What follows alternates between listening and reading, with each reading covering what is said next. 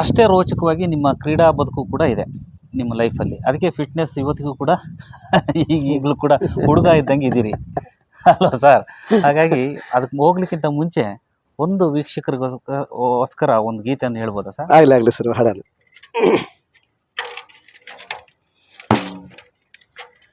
ಹಿಂದಿನ ಉಡುಗೆ ನಡುಗೆ ತೊಡುಗೆ ಎಲ್ಲ ಜಡಗುಡು ಜಡಗುಡು ಜಡಿನ ಕಣ,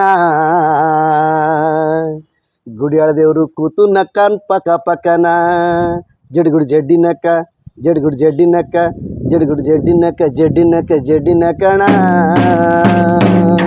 ಹಿಂದಿನ ಉಡುಗೆ ನಡುಗೆ ಅಡುಗೆ ಎಲ್ಲ ಜಡಗುಡು ಜಡಗುಡು ಜಡಿನ ಕಣ, ಗುಡಿಯಾಳ ಕೂತು ನಕ್ಕ ಪಕ ಪಕನ, ಜಡಗುಡು ಜಡ್ಡಿನಕ್ಕ ಜಡಗುಡು ಜಡ್ಡಿನಕ್ಕ ಜಡಗುಡು ಜಡ್ಡಿನಕ್ಕ ಜಡ್ಡಿನಕ್ಕ ಜಡ್ಡಿನ ಕಣ. ಹುಗ್ಗಿ ಹೋಳಿಗೆ ಕಡುಬು ಕಿಚ್ಚಡಿ ಗುಗ್ಗರಿ ಪಲ್ಯವು ಎಲ್ಲೆಣ್ಣ, ಹುಗ್ಗಿ ಹೋಳಿಗೆ ಕಡುಬು ಕಿಚ್ಚಡಿ ಗುಗ್ಗರಿ ಪಲ್ಯವು ಎಲ್ಲೆಣ್ಣ, ಅವನೆನೆಯ ಬ್ಯಾಡವೋ ಮಂಗಣ್ಣ ಅವನೆನೆಯ ಬ್ಯಾಡವೋ ಮಂಗಣ್ಣ. ಹೋಟೆಲ್ ಮಸಾಲೆ ದೋಸೆಯ ತಿಂದು ಹೋಟೆಲ್ ಮಸಾಲೆ ದೋಸೆಯ ತಿಂದು ಕುಡಿತಾರೆ ಬೈಟು ಚಾಣ, ಕುಡಿತಾರೆ ಬೈಟು ಚಾಣ. ಜಡ್ಡಿನಕ್ಕ ಜಡ್ಗುಡು ಜಡ್ಡಿನಕ್ಕ ಜಡ್ಗುಡು ಜಡ್ಡಿನಕ್ಕ ಜಡ್ಡಿನಕ್ಕ ಜಡ್ಡಿನಕ್ಕ.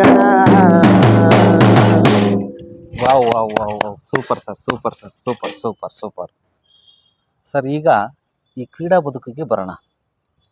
ಈ ಕ್ರೀಡೆ ನಿಮ್ಮಲ್ಲಿ ಹೇಗೆ ಮೈಗೂಡಿಸ್ತು ಅಂತ ಸರ್? ನಾವು ಹೇಳಿ ಕೇಳಿ ಸ್ವಲ್ಪ ಕಷ್ಟ ಪರಿಶ್ರಮ ಜೀವಿಗಳು. ಹಾಗಾಗಿ ಪ್ರೈಮರಿಯಲ್ಲಿ ಹೋದಾಗ ನಾವೆಲ್ಲ ನಮ್ಮ ಹಳ್ಳಿಲೆಲ್ಲ ಕಬಡ್ಡಿ ಆಡ್ತಿದ್ವಿ. ಓಡೋದು ಕಬಡ್ಡಿ ಆಡೋದು ನಾವೆಲ್ಲ ಅಡವಿಯಲ್ಲಿ ಕೆಲಸ ಮಾಡಿರೋರು ಬಹಳ. ನಮ್ಮ ಮನೆಗೂ ಹೊಲಕ್ಕೂ 2.5-3 ಕಿಲೋಮೀಟರ್, ದಿನ ಶಾಲೆಗೆ ಹೋಗ್ಬೇಕು, ಓಡ್ ಬರ್ಬೇಕು, ಓಡ್ ಹೋಗ್ಬೇಕು. ಸೊ ಹಾಗಾಗಿ ನಾವು ಸ್ವಲ್ಪ ಆಕ್ಟಿವ್ ಆಗಿದ್ವಲ್ಲ. ಆ ಸಮಯದಲ್ಲಿ ಕಬಡ್ಡಿ ಎಲ್ಲ ಆಡ್ತಿದ್ರು ಪ್ರೈಮರಿಯಲ್ಲ. ನಾನು ಮೊದಲೇ ಬಹಳ ಏನು ಎತ್ತರ ಮೈನ್ಸಿದಾರಲ್ಲ, ಇರೋದ್ರಲ್ಲಿ ಐಟಮ್ ಸ್ವಲ್ಪ ಕಡಿಮೆನೆ. ಸೊ ಸ್ವಲ್ಪ ಆಕ್ಟಿವ್ ಇದ್ನಲ್ಲ, ಕಬಡ್ಡಿ ಎಲ್ಲ ಚೆನ್ನಾಗಿ ಆಡ್ತಿದ್ದೆ. ಹೈಸ್ಕೂಲ್ SSLC ತನಕ ತುಂಬಾ ಚೆನ್ನಾಗಿ ಕಬಡ್ಡಿ ಆಡ್ತಿದ್ದೆ. ಸೊ ಅದು ಅಲ್ಲಿ ಕಬಡ್ಡಿ ತಾಲೂಕು ಒಲೆ ಮಟ್ಟ ತನಕ ಹೋದ್ವಿ.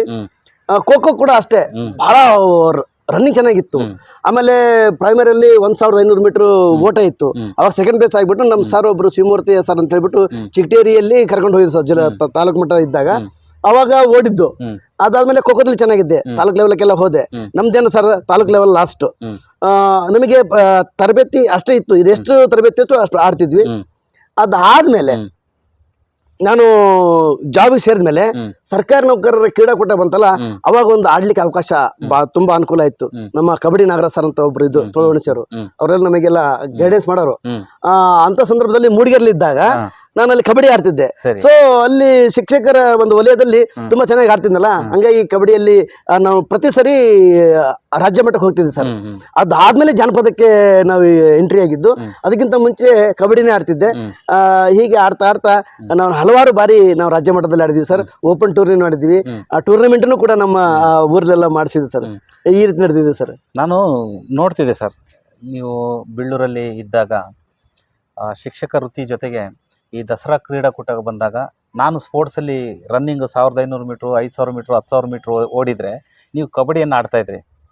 ಆಮೇಲೆ ನನಗೆ ನಿಮಗೆ ನೆನಪಿದೆಯೋ ಇಲ್ಲೋ ಗೊತ್ತಿಲ್ಲ, ನಾನು ನೀವು ಇಬ್ಬರು ಕೂಡ ಈ ಅಮೆಚೂರ್ ಕಬಡ್ಡಿ ಅಸೋಸಿಯೇಷನ್ನಲ್ಲಿ ಈ ರೆಫ್ರಿ ಎಕ್ಸಾಮ್ ಕೂಡ ನಾವು ಇಬ್ರು ಬರೆದು ಬಿಸಿಲೆಲ್ಲ ಊದಿ ಟ್ರೈನಿಂಗ್ ಕೂಡ ತಗೊಂಡು ಮತ್ತೆ ಸರ್ಟಿಫಿಕೇಟ್ ಕೊಟ್ರು ರೆಫ್ರೀಸ್ ಅಂತ, ಅಲ್ವಾ ಸರ್?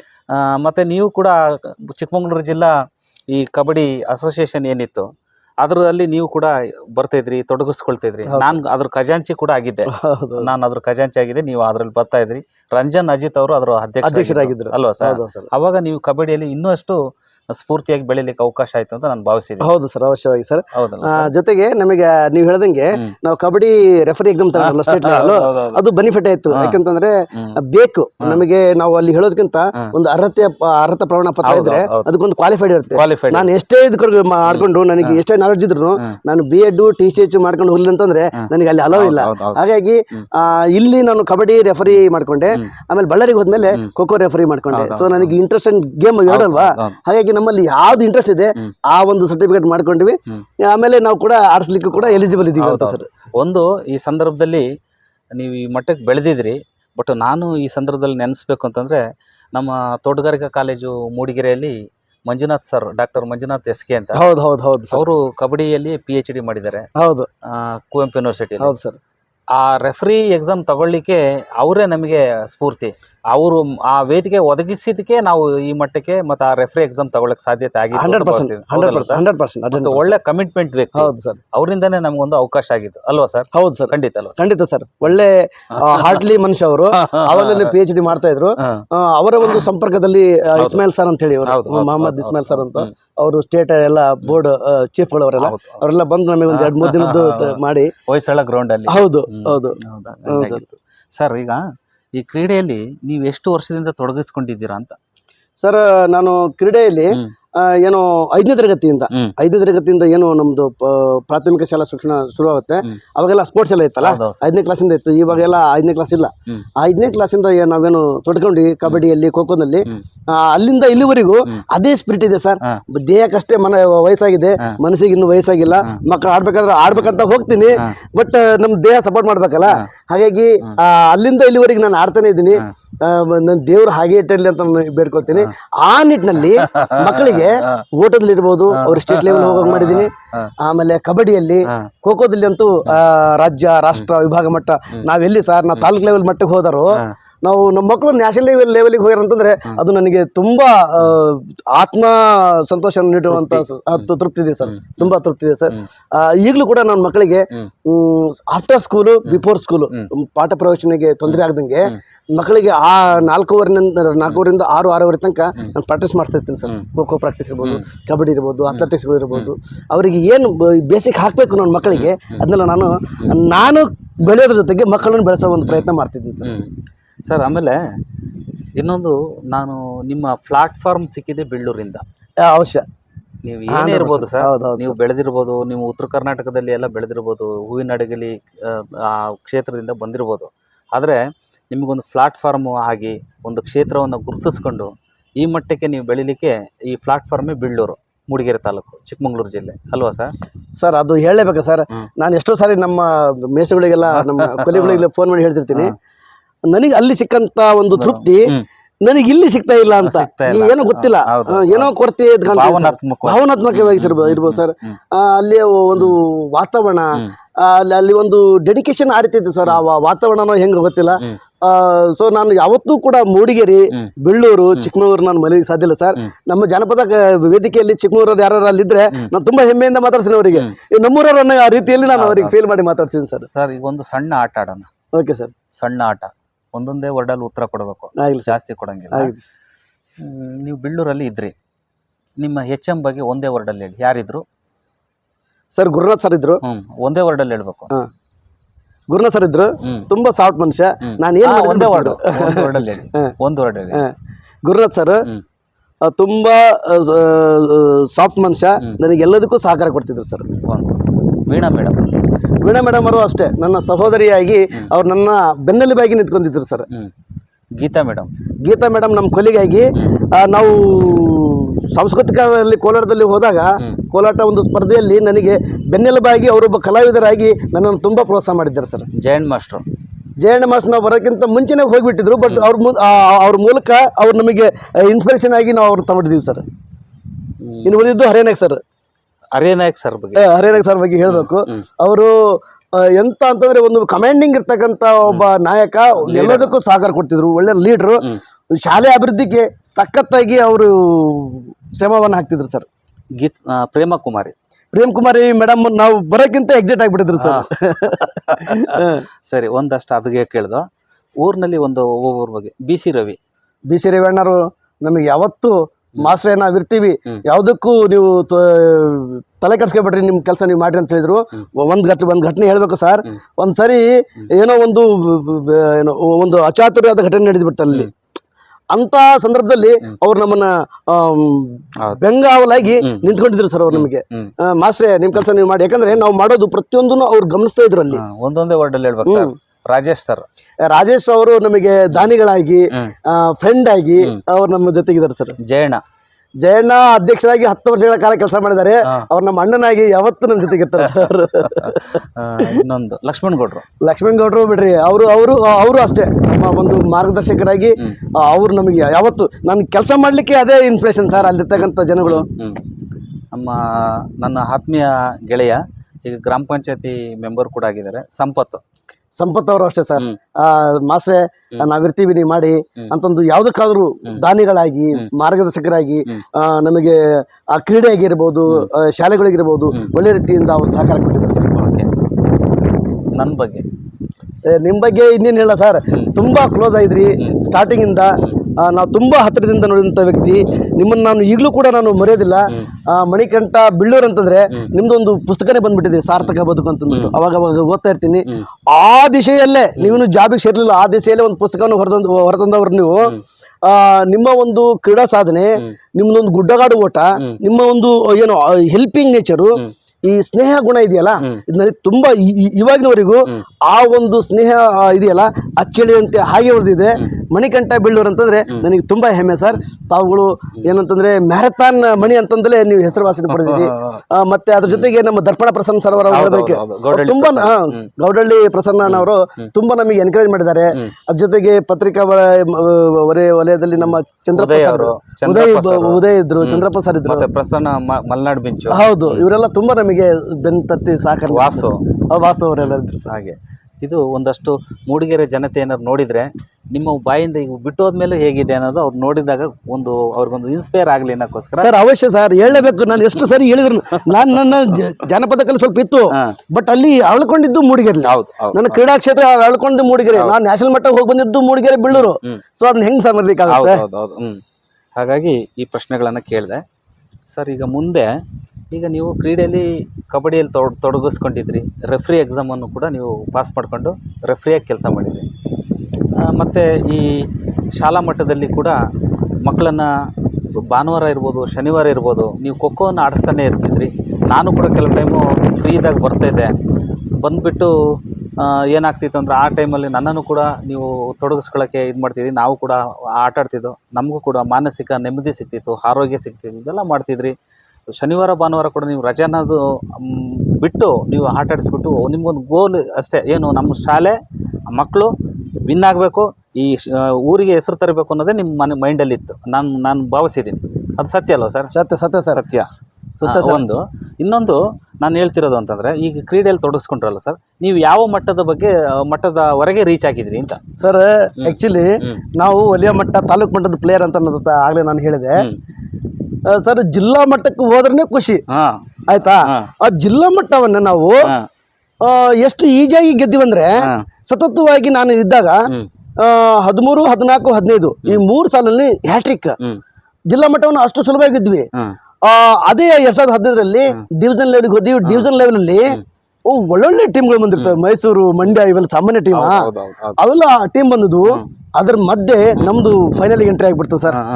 ಅಲ್ಲಿ ಸೆಕೆಂಡ್ ಪ್ಲೇಸ್ ಆಯ್ತು, ನಮ್ಮ ಮಕ್ಕಳು ರಾಜ್ಯ ಮಟ್ಟಕ್ಕೆ ಆಗಿದ್ರು ಸರ್. ಅವಾಗ ಒಂದು ಫೀಲ್ ಬಂತಂದ್ರೆ, ಶ್ರಮ ಹಾಕಿ ನಾನು ಶ್ರಮ ಹಾಕಿದ ನಿಮ್ಗೆ ಗೊತ್ತಿಲ್ಲ, ನನ್ನ ಪ್ರಾಕ್ಟೀಸ್ ಕಂಟಿನ್ಯೂ ಇರ್ತದಲ್ಲ, ಅವಾಗ ಗೊತ್ತಾಯ್ತು ಇಷ್ಟು ಶ್ರಮ ಹಾಕಿದ್ರೆ, ಪ್ರಾಕ್ಟೀಸ್ ಮಾಡಿದ್ರೆ ನಾವೆಲ್ಲ ಏನಾದ್ರು ಮಾಡ್ಲಿಕ್ಕೆ ಸಾಧ್ಯ ಅಂತಂದು. ಆ ವರ್ಷ ರಾಜ್ಯ ಮಟ್ಟದಲ್ಲಿ ಮಕ್ಕಳು ನಮ್ಮ ಮೈಸೂರು ಡಿವಿಷನ್ ಇಂದ ಅವ್ರ ಟೀಮ್ ಜೊತೆಗೆ ನಾವು ಹೋಗಿದ್ವಿ. ಅದು ಕ್ಲಬ್ ಆಗಿ 2015ರಲ್ಲಿ ಆ ಟೀಮ್ ವಿನ್ ಆಗುತ್ತೆ ಸ್ಟೇಟ್ ಲೆವೆಲ್ ಅಲ್ಲಿ.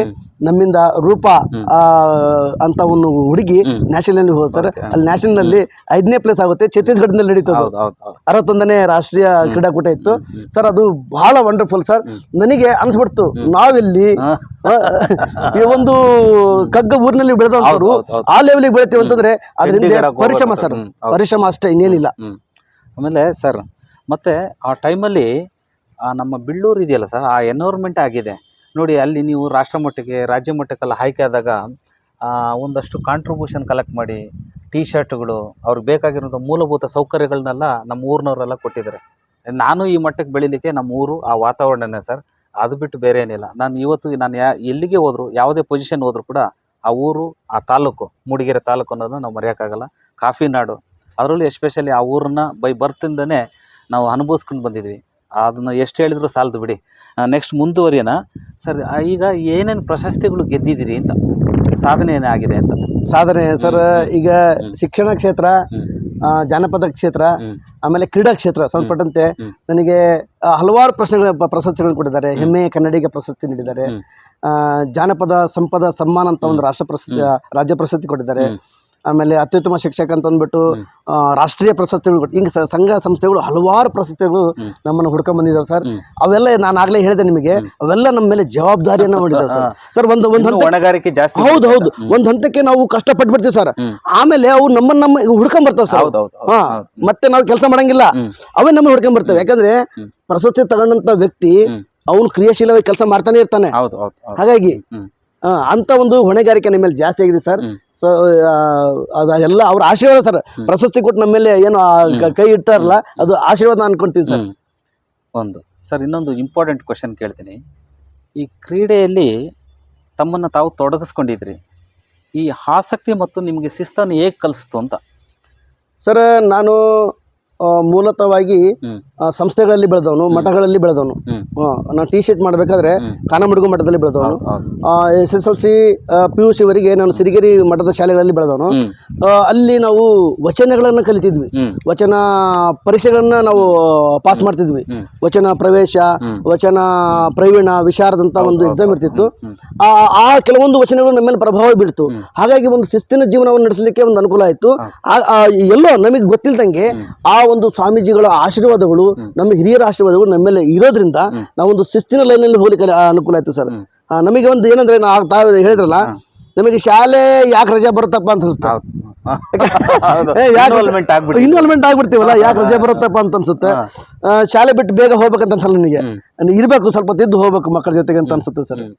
ಒಂದು ಸರ್ ಈಗ ವೀಕ್ಷಕರಿಗೆ ಬೋರ್ ಆಗ್ಬಾರ್ದು ಸರ್, ಅವ್ರಿಗೂ ಒಂಥರ ನೋಡ್ದಂಗೆ ಇನ್ನೊಂದಷ್ಟು ನೋಡ್ಬೇಕು ಅಂತ ನಾವು ಏನಾರು ಒಂದು ಆಸಕ್ತಿ ಬೆಳೆಸ್ಬೇಕು. ಒಂದು ಗೀತೆ ಹೇಳ್ಬಿಡಿ ಸರ್. ಆಗ್ಲಿ ಸರ್, ಹೇಳೋಣ ಸರ್. ಮುತ್ತಿನಂತ ಮಡದಿ ಹಂಪಿ ಹೊಳೆದಡದಾಗ ಬುತ್ತಿಯ ಕಟ್ಟಿಕೊಂಡು ಬಾ ಹೊಲಕ, ಬುತ್ತಿಯ ಕಟ್ಟಿಕೊಂಡು ಬಾ ಹೊಲಕ ನನ್ನ ಹೆಂಡತಿ, ಹಕ್ಕಿಗಳ ಹಿಂಡ ತುಂಬ್ಯಾವ, ಹಕ್ಕಿಗಳ ಹಿಂಡ ತುಂಬ್ಯಾವ. ಹೊಯ್ ಹೊಯ್ ಮಲಿಂಗ ಹೊಯ್, ನಡಿ ನಮ್ಮೋಲ, ನಡಿ ನಮ್ಮೋಲ ನೋಡೋಣ ಬಾರ, ಬೆಳೆ ಹೆಂಗೈತಿ ಜೊಕ್ಕ ಬಂಗಾರ, ಬೆಳೆ ಹೆಂಗೈತಿ ಜೊಕ್ಕ ಬಂಗಾರ. ತಾನಿ ತಂದಾನೋ ತಾನಿ ತಂದನಿತಾನೋ, ತಾನಿ ತಂದಾನೋ ತಾನಿ ತಂದನಿತಾನೋ, ತಾನಿ ತಂದನಿತಾನೋ ತಾನಿ ತಂದನಿತಾನೋ. ಹಿರಿಕಿರಿಯರೆಲ್ಲರೂ ಕಿರಿಕಿರಿಯ ಮಾಡದೆ ಹರ್ಷದಿ ಬಂದು ದುಡಿದೇವಾ, ನಾವು ಹರ್ಷದಿ ಬಂದು ದುಡಿದೇವಾ. ಸರಸದಿ ಭೂದೇವಿ ಸುರಿದಳ ಸಿರಿಮುತ್ತ, ಸರಸದಿ ಭೂದೇವಿ ಸುರಿದಳ ಸಿರಿಮುತ್ತ, ಕರಕರ ಬಾಳ ತೊರೆದೇವಾ ನಾವು, ಕರಕರ ಬಾಳ ತೊರೆದೇವಾ ನಾವು, ಕರಕರ ಬಾಳ ತೊರೆದೇವ. ನಡಿ ನಮ್ಮೋಲ, ನಮ್ಮೋಲ ನೋಡೋಣ ಬಾರ, ಬೆಳೆ ಹೆಂಗೈತಿ ಜೊಕ್ಕ ಬಂಗಾರ, ಬೆಳೆ ಹೆಂಗೈತಿ ಜೊಕ್ಕ ಬಂಗಾರ. Yes sir, thank you. ಒಂದು ಸ್ಫೂರ್ತಿ, ನೀವು ಹಾಡಿದ್ರೇ ಅದಕ್ಕೊಂದು ಕಲೆ, ಒಂದು ಗತ್ತು.